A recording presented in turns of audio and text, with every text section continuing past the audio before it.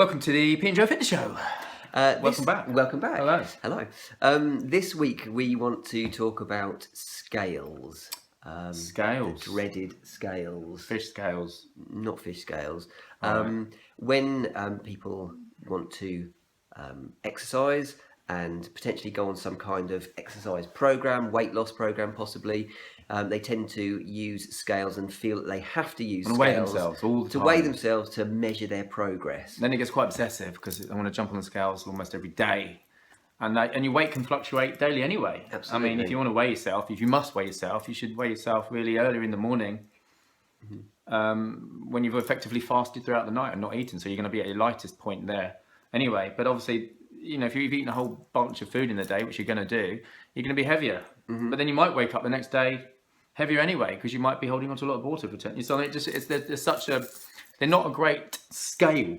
I'll just put that in. And even more importantly than that, than just the fluctuations naturally in one's body weight, is that muscle is so much heavier than fat. Yeah, it's more dense. So if you had like 5 pounds of fat, for example, like that, you'd have exactly the same weight in muscle, but it would be down here.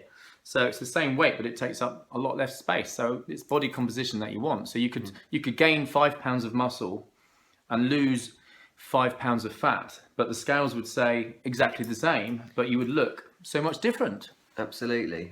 And you don't walk down the street, do you? And look at people and judge I don't walk down them the street. And okay, you don't get ferried down the street in a taxi. No. And look at people and think, oh, that person's 12 stone 3. Oh, look at that person, they're 17 stone 8. You don't do that. You don't do that. Definitely do don't do that. So a better way to measure your progress is If you can.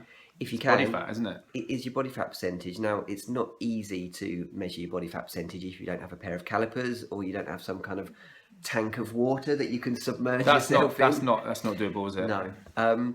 But maybe you can take your measurements. Yeah, measurements it's better to do something simple as that. Just waist, tape arms, tape whatever. your arms, tape your chest, tape your legs. I mean, that's going to be probably better recording of shifting shapes.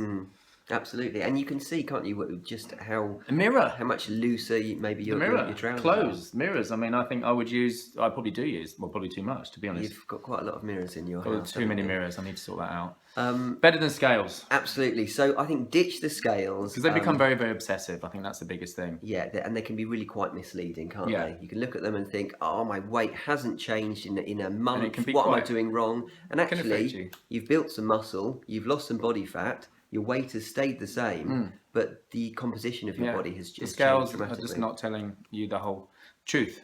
Absolutely. So our advice is ditch the scales Ditch them. and just go on how you feel and how you look. Yes, perfect. All right. See you next soon. time.